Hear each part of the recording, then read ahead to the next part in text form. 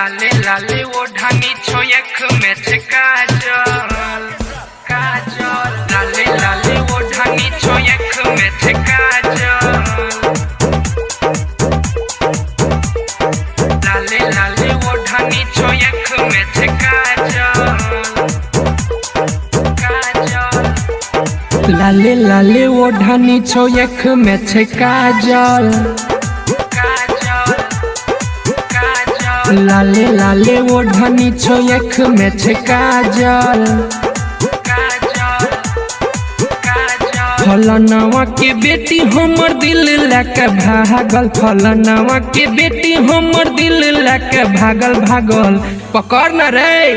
लाले लाले ओढ़नी छोयख में छे काजल लाले लाले ओढ़नी छोयख में छे काजल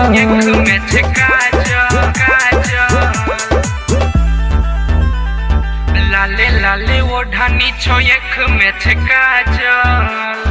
काजल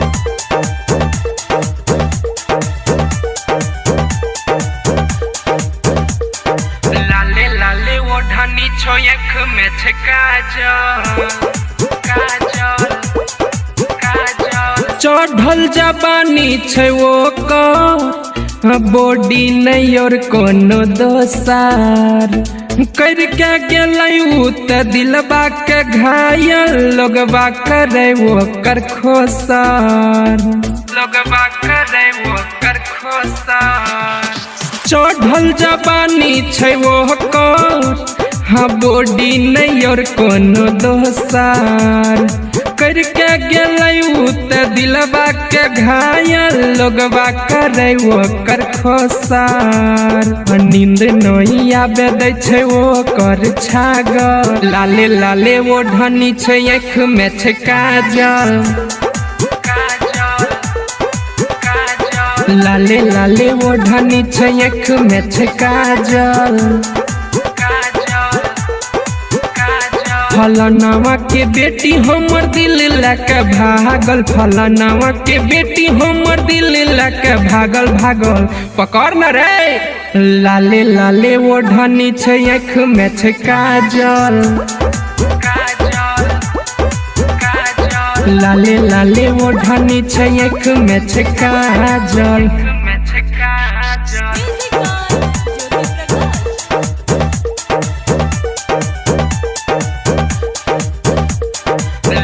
लाले ओढ़नी छोयख में छे काजल काजल काजल कहै छे सौरभ सम्राट हो दिलवा के देलकै उ काट हो आ जेतै खुशियाँ तमाम हो हम मिल जेतै वो कर जे साथ हो मिल जेतै वो कर जे साथ हो कहै छे सौरभ सम्राट हो दिलवा के देलकै उ काट हो अब जेतै खुशियाँ तमाम हो हम मिल जेतै वो कर जे साथ हो राइटर रंगीला राहुल भै गेलै पागल राइटर रंगीला राहुल भै गेलै पागल लाले लाले ओढ़नी छोयख में छे काजल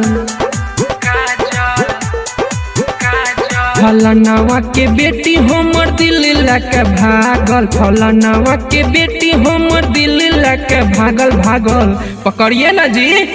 लाले लाले ओढ़नी छोयख में छे काजल